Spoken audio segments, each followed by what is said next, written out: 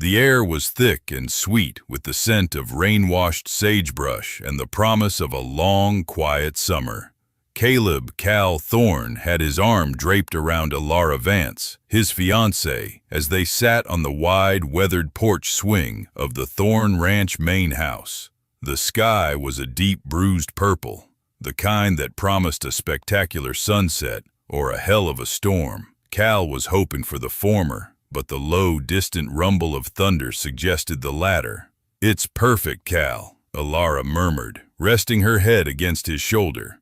Her voice was soft, a melody of the city she'd left behind and the country she'd come to love. She was a city girl, a brilliant veterinarian who had traded the sterile white of a clinic for the dust and grit of rural Montana. All for him. He tightened his grip, pulling her closer.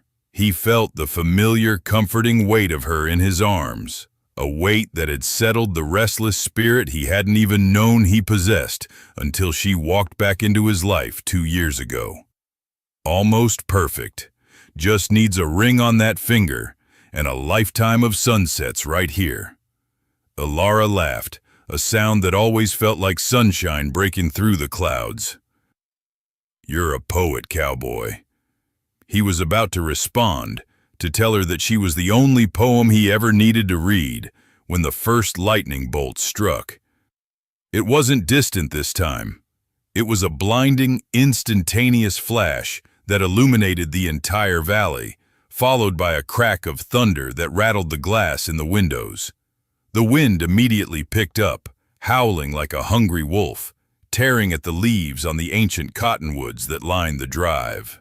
The storm was upon them, a sudden, violent shift in the evening's tranquility. Cal stood up, pulling Alara with him. "We need to get inside, that's a fast one." But as the world was momentarily bathed in the eerie, electric white of the second lightning strike, Cal froze. His heart, which usually beat with the steady rhythm of a man who knew his land and his life, seized in his chest. In the brief, terrifying illumination, he saw a figure emerging from the darkness at the edge of the drive. It was a small, sodden silhouette on the back of a pony, struggling against the wind and the sudden downpour. The pony was a shaggy, mud-splattered thing, and the rider was tiny, hunched over the saddle horn, fighting to keep his seat. Cal squinted, his rancher's instinct overriding his shock. Who would be out in this? A lost hiker? A neighbor's child? Then the third flash came, closer and brighter than the last. It was a strobe light on a nightmare, freezing the image in his mind with horrifying clarity. And Cal saw the rider's face. It was a boy, no older than 10, his face pale with fear, his eyes wide and dark. His clothes were plastered to his thin frame, and his small hands gripped the reins with desperate strength. He looked utterly alone, utterly lost. But that wasn't the shocking part. The shocking part was that the boy had Cal's eyes, the exact shade of deep, unsettling blue that had been passed down through the Thorne men for generations. He had the same stubborn set to his jaw, the same dark, unruly hair that refused to lie flat. He was a miniature, waterlogged version of Cal himself, a ghost from a past Cal didn't know he had. The boy slid off the pony, landing heavily in the mud, and stumbled toward the porch, his small voice barely audible above the roar of the wind and the drumming rain. "Mommy!" he cried, his voice cracking with terror and relief. "Mommy, I found you!" Cal felt the blood drain from his face, leaving him cold and hollow. He turned slowly to Alara, whose hands had flown to her mouth, her eyes wide with a mixture of fear and devastating recognition. The secret, a massive, crushing weight, had just ridden into his life on a borrowed pony and a bolt of lightning. "Alara," Cal said, his voice a low, dangerous growl that was completely foreign to her. It was the sound of a man whose foundation had just been ripped out from under him. "Who is that?" Alara didn't answer.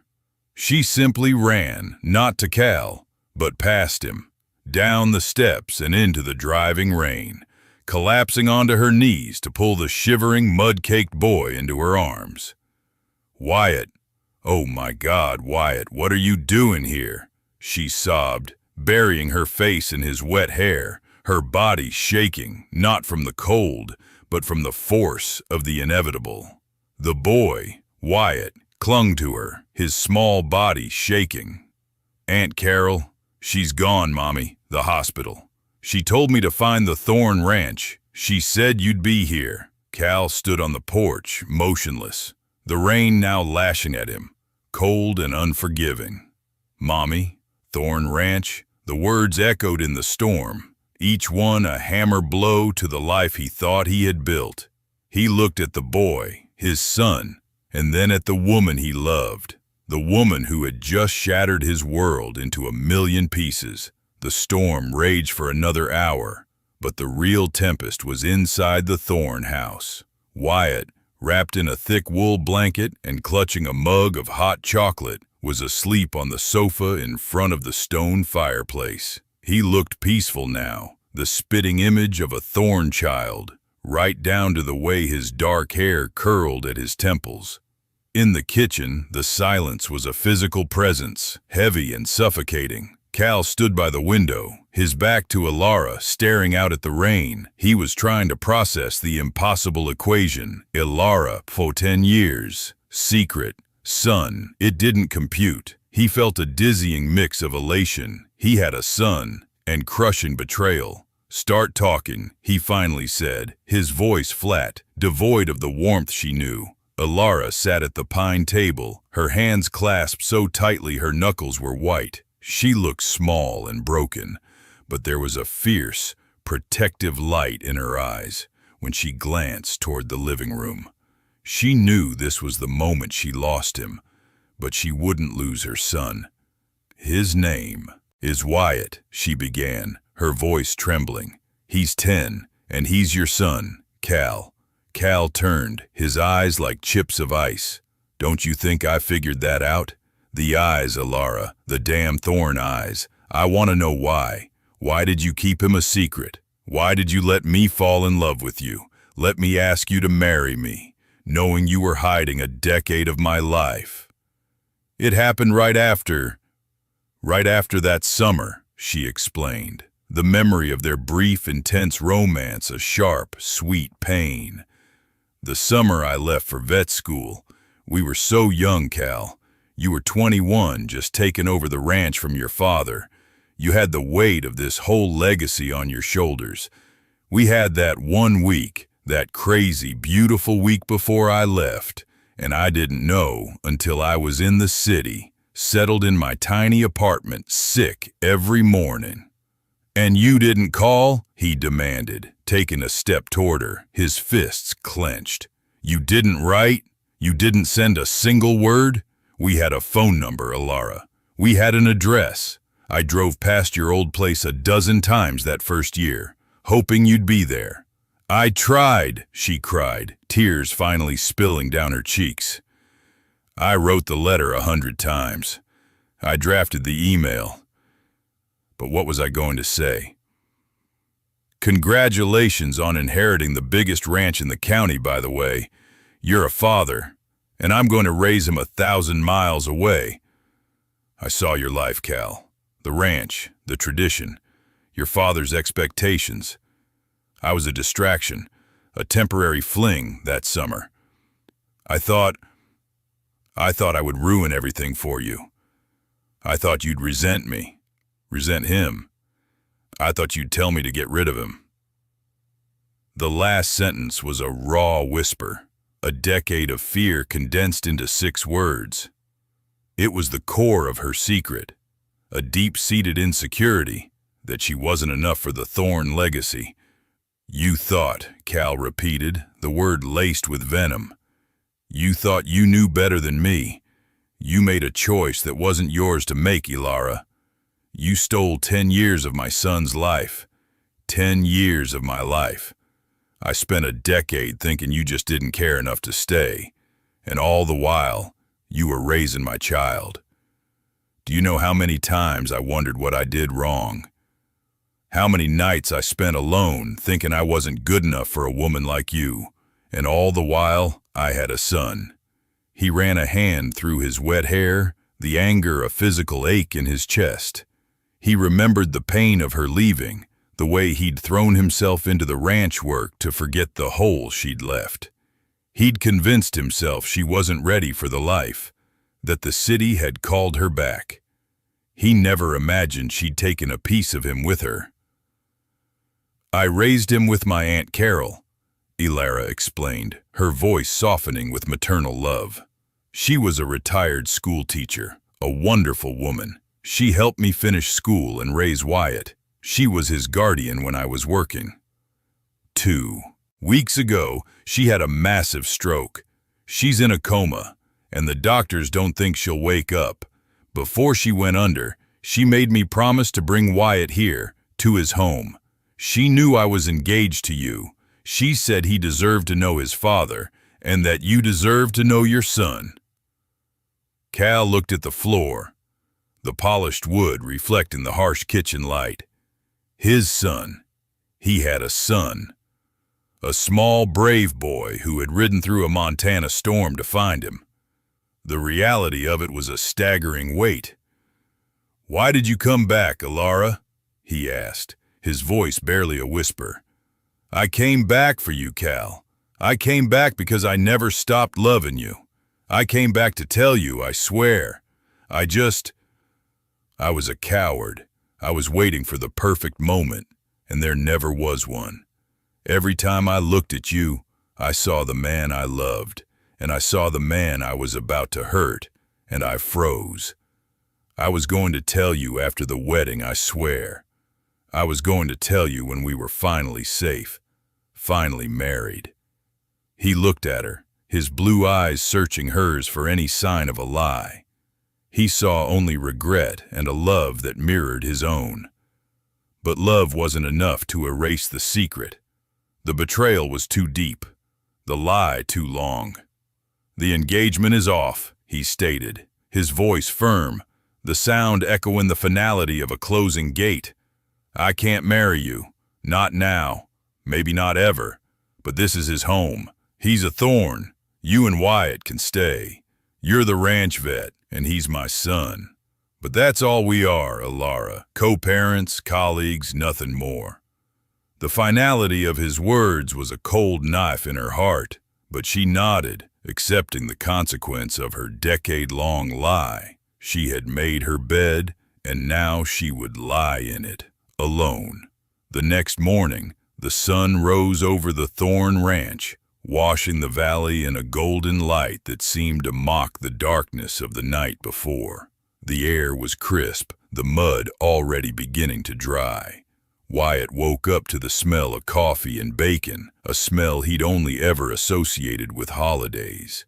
He padded into the kitchen, finding Elara cooking and Cal sitting at the table, already dressed in worn denim and a clean, starched shirt. Cal looked up, and for the first time, he saw the boy not as a symbol of betrayal, but as a person. Wyatt was small for his age, but his posture was straight, and he met Cal's gaze without flinching. He had a quiet, self-contained air that spoke of a childhood spent relying on himself. "Mornin', Wyatt," Cal said, his voice rougher than he intended. "Morning, sir," Wyatt replied, sliding onto the bench next to Elara. "It's Cal," he corrected. "Or, well, we'll figure it out." Elara placed a plate of pancakes in front of Wyatt. "Wyatt, Cal is going to show you around the ranch today. He's got a lot of work to do, but you can ride along." Wyatt's eyes lit up, a pure, unadulterated joy that made Cal's chest ache. "Really? Can I ride my pony?" Cal hesitated. "That pony needs a good look over. We'll get you a proper ranch horse, something safe. We'll start with a tour in the truck. We've got about 5,000 acres to cover." 5,000 acres. The sheer scale of the Thorn Ranch was a testament to the legacy Elara had been so afraid of disrupting. It was a kingdom, and Cal was its king, a king who had just discovered his heir. The day was a strange, tense dance of proximity and distance. Cal drove the dusty pickup, pointing out landmarks, the creek where the cattle watered, the north pasture where the best hay grew, the old barn where his grandfather had started it all. Wyatt was a sponge, absorbing every detail. He asked questions about the breeds of cattle, the rotation of the pastures, the mechanics of the tractor. He wasn't just a boy. He was a natural rancher. He seemed to understand the rhythm of the land instinctively. "Why do you keep the bulls separate?" Wyatt asked, leaning forward between the seats. "Because they'll fight," Cal explained, a small, reluctant smile touching his lips. "They're too aggressive. We only let them in with the cows when we need to breed." "So they're like the secret," Wyatt observed, startling both adults. "You keep the secret separate because it'll cause a fight." Alara's breath hitched. Cal gripped the steering wheel tighter, his mind reeling at the boy's simple, profound analogy. "Something like that, son," Cal said, using the word son for the first time, and it felt like a brand on his tongue, a painful, necessary mark. That evening, Cal found Alara in the tack room, cleaning the mud from Wyatt's little pony's saddle. She was meticulous, treating the cheap leather with the same care she would give a prize saddle. "The pony's fine," he said, leaning against the door frame. "Just exhausted. We'll keep him in the small paddock for now. He's got heart, that little guy." "Thank you, Cal," she said, not looking up. "Wyatt's a good kid, Alara, smart. He belongs here. He's got the ranch in his blood." "I know," she whispered. "That's what hurts the most. I should have brought him sooner. I should have trusted you. I should have trusted that your love for me was bigger than your love for this land." "Trust is a two-way street," Cal countered, his voice hardening. "You didn't trust me to be a father. You didn't trust me to love you enough to handle the truth. You made me believe I wasn't worth the truth." "I didn't trust myself," she admitted, finally meeting his gaze. Her eyes were red-rimmed but clear. "I was a 20-year-old girl with a dream of being a vet, and you were the heir to a dynasty. I thought I was protecting you from a mistake. I was wrong. I was selfish and terrified. I was afraid of your father, Cal. I was afraid of Silas Thorne." "My father knows," Cal said, changing the subject. The mention of Silas a cold splash of reality. "He came by this afternoon while you were at the clinic. He's not happy." Alara's face paled again. "What did he say?" "He said what he always says, that the Thorne name is everything, that a child born out of wedlock, a secret child, is a complication we don't need. He told me to send you both away, to protect the ranch." Alara stood up, her chin lifting with a familiar stubbornness that Cal had always admired. "And what did you say?" "I told him Wyatt is my son, and he stays. I told him you're the best vet this ranch has ever had, and you stay. I told him I'd handle it." Cal pushed off the doorframe and walked toward her, stopping just inches away. "But I meant what I said, Alara. We are co-parents. We are colleagues. Don't confuse my duty to my son with forgiveness for you. I need time to figure out how to be a father and how to forgive the woman who kept him from me." He walked out, leaving her alone in the dusty, leather-scented room, the scent of the ranch a constant reminder of the life she had risked and the love she had lost. The next few weeks were a masterclass in controlled chaos. Alara threw herself into her work, treating a colicky calf, setting a mare's fractured leg, and managing the ranch's vaccination schedule. She was indispensable, and every time Cal saw her working with the animals, her hands gentle but firm, her knowledge vast and precise, he was reminded of the woman he had fallen in love with. She was a force of nature, perfectly suited to the demanding, unpredictable life of the ranch. Wyatt, meanwhile, was thriving. He shadowed Cal from dawn till dusk, learning to mend fences, feed the horses, and even how to spot a sick cow from a mile away. He was a natural, a miniature cowboy whose enthusiasm was infectious. Cal found himself looking forward to the boy's company, to the simple, honest questions that had nothing to do with betrayal or secrets. The tension between Cal and Alara, however, was a constant, low-burning fire. They communicated only about Wyatt or the ranch. Their conversations were clipped, professional, and agonizingly polite. The air around them was thick with unsaid words and the ghost of their broken engagement. One afternoon, a crisis hit. The prize bull, Monarch, a massive, temperamental beast worth more than Cal's truck, was down in the north pasture. Cal and Alara drove out together, the silence in the truck replaced by the urgent need for speed. "He was fine this morning," Cal muttered, slamming the truck into park. They found Monarch struggling, his breathing shallow, his massive body bloated and distended. Alara immediately went to work, her professional demeanor taking over. "Bloat," she diagnosed quickly, running her hands over his abdomen. "Bad. We need to tube him now. Cal, I need the trocar and cannula from the emergency kit, and I need you to hold his head. If he rolls, he's done. We don't have time to wait for the vet tech."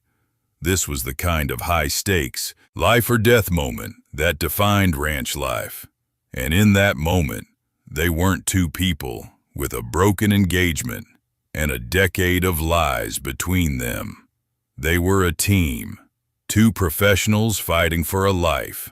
Cal moved with the efficiency of a man who had been doing this since he was a boy. He secured the bull's head, talking to the massive animal in a low, soothing voice, his strength a steady anchor. Alara, her brow furrowed in concentration, prepared the instruments, her hands steady despite the urgency. "Okay, Cal, on the left side, between the last rib and the hip bone.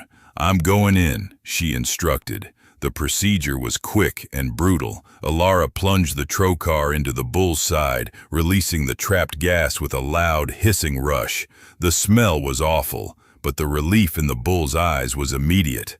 Monarch settled, his breathing evening out. When it was over, Alara leaned against the bull's flank, exhausted, her heart pounding. Cal knelt beside her, checking the bull's pulse, his hand brushing hers. "You saved him," Cal said, his voice filled with a respect that transcended their personal turmoil. "You're incredible, Alara. You always were." She looked up at him, her face streaked with dirt and sweat, and for a fleeting moment, the wall between them crumbled. "We saved him, Cal," she corrected, her hand instinctively reaching out to touch his arm, a gesture of shared victory. Their eyes met, and the unspoken history, the undeniable chemistry, the love that had been buried under years of separation and secrecy, flared between them. It was a dangerous, beautiful fire, a reminder that the physical and emotional connection they shared was still very much alive. That night, Cal couldn't sleep. He walked out onto the porch, the same porch where his world had shattered, and found Wyatt sitting on the steps, looking up at the vast, star-dusted Montana sky. "Can't sleep, son?" Cal asked, sitting down beside him. "Too many stars," Wyatt whispered. "In the city, you only see a few. Here, it's like the whole sky is open, like you can see everything." "It is," Cal agreed. "It's a big place, the ranch, a big sky. It makes you feel small, but in a good way." Wyatt leaned his head against Cal's shoulder, a gesture so natural, so trusting, that it nearly brought Cal to his knees. He wrapped his arm around the boy, pulling him close. "Mommy told me about you," Wyatt said quietly. "She said you're the best cowboy in the world. She said you're strong and kind, and you love this land more than anything. She said you'd be a good dad, even if you didn't know you were one." "She said that?" Cal asked, a lump forming in his throat. "Yeah. She said she left because she was scared, not because she didn't love you. She said she made a mistake, but she didn't regret me." Wyatt looked up at Cal, his blue eyes earnest. "Do you regret me, Cal?" The question was a punch to the gut. Cal pulled the boy into a fierce hug, holding him tight. Never, Wyatt, never. You're the best thing that has ever happened to me. You hear me? The best. Good, Wyatt sighed, settling back against him. Because I think I love it here. I think I'm a thorn. I want to be a cowboy like you. In that moment, Cal realized his father's concerns about the Thorn name, about tradition, were meaningless. The legacy wasn't in the land or the name. It was in the boy sleeping on his shoulder. It was in the love he felt for this child, a love that had been waiting 10 years to be discovered. The secret had been a wall, but Wyatt was the bridge. The next morning, Cal made a decision. He found Alara in the barn, mucking out a stall, her movements efficient and practiced. "We need to talk," he said, his voice calm and resolute. She leaned on her pitchfork, bracing herself for another discussion about boundaries and co-parenting. "I've been thinking about what Wyatt said," Cal began, "about the secret being like the bulls, kept separate because it'll cause a fight. And I'm tired of fighting it. I'm tired of fighting you, and I'm tired of fighting the truth. The truth is, I love you, Alara. I never stopped. And the truth is, Wyatt is my son, and he's home." Alara's eyes filled with tears. "Cal, I don't expect you to forgive me. I just want you to know I'm sorry. I'll leave if you want me to. I'll take Wyatt and go, but I'll make sure you're in his life. I won't keep him from you again." "No," Cal said, walking toward her. He took the pitchfork from her hands and tossed it aside. He cupped her face in his hands, his thumbs gently wiping away a tear. "No more running. No more secrets. You were right about one thing. I was 21, and I was terrified of the ranch, of the legacy. I didn't know how to be a man, let alone a father. Maybe you leaving, maybe that secret, forced me to grow up enough to handle this now." He paused, his gaze intense. "I can't erase the 10 years, Alara, but I can give us the next 50. I can give Wyatt a lifetime of sunsets on that porch. I can give us the love that was never meant to end. I want to marry you, Alara. I want to be a family." He kissed her then, a kiss that was a promise, of forgiveness, and a desperate reclaiming of what had been lost. It was a kiss that tasted of dust, sweat, and a future they would build together. The reconciliation was not a simple fix. Cal's father, Silas Thorne, was a formidable obstacle. He arrived at the ranch the following week, his face a mask of disapproval. "Caleb, you're making a mistake," Silas boomed, standing in the living room, looking down at Wyatt, who was quietly drawing a picture of Monarch the Bull. "This woman lied to you. She brought a bastard child onto this land. The Thorn name is about honor and tradition." Cal stepped in front of Wyatt, shielding him. "The Thorn name is about family, father, and this is my family. Wyatt is a thorn. He's got the eyes, the spirit, and the love for this land. He's more of a thorn than anyone you've ever tried to groom. He's the future." "And Alara," Silas challenged, "Alara is the woman I love, and she's the best damn vet in the state. She saved Monarch's life. She's indispensable. You can accept that, or you can find another heir, because I'm not sending them away." Silas stared at his son, seeing the quiet strength he had always hoped for, but never truly witnessed until now. He looked at Wyatt, who had stopped drawing and was watching him with those piercing blue eyes. Silas sighed, the fight draining out of him. "Fine," he grumbled, "but you'll marry her properly. No more of this co-parenting nonsense. The Thorn heir will be legitimate, and she'll have to learn to cook a decent steak." Cal grinned, a genuine, relieved smile. "That was the plan, father, and Alara can cook better than you, old man." The wedding was small and simple, held in the north pasture under the vast Montana sky. Alara wore a simple white dress and cowboy boots. Cal wore his best denim and a new hat. Wyatt stood between them, holding their hands, his official title as ring bearer overshadowed by his role as the heart of their new family. The secret was out, but it no longer held power.